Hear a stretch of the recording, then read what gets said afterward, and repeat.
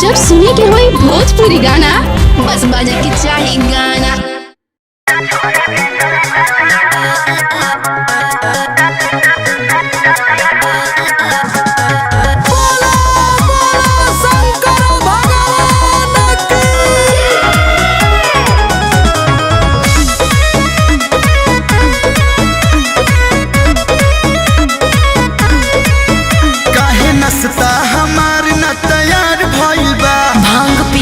पीसत जो हार गइल बा, काहे नसता हमार न तैयार भइल बा। भांग पीसत जो हार गइल बा। सुन मोर गौरा न रुचे जल चौरा, मने नहीं भावे फलहारवा। दिन भर भांग के जो दे हवा डरवा ता छोड़ी के जाई बनाई हारवा। दिन भर भांग के जो दे हवा डरवा ता छोड़ी के जाई बनाई हारवा।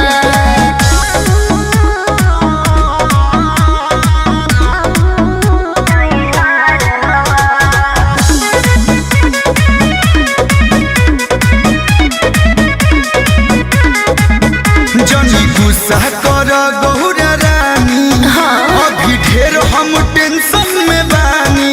अच्छा से हम भगाई कोरोना, भांग खा के ई सोचतानी।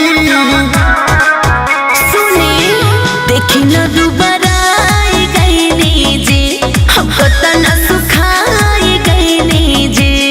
हनु हमारा के दे द तू भंगिया या हरवा, अपने लसे आया नहरवा।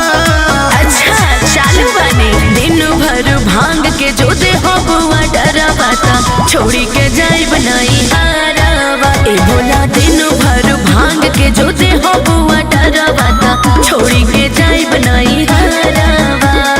सुनी मान जाई ना ए भोले दानी।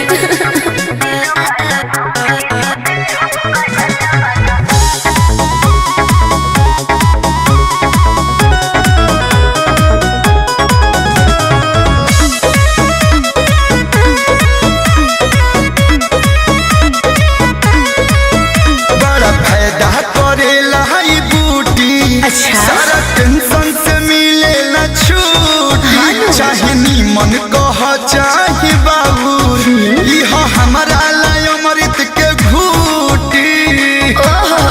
बड़ा चालू वाली सचो ये भोला लोला हाई का, पूरा बकलोला हाई का। तोरा जंगलाई गणेश जी के माई, सावन भर संहारी दन घरवा।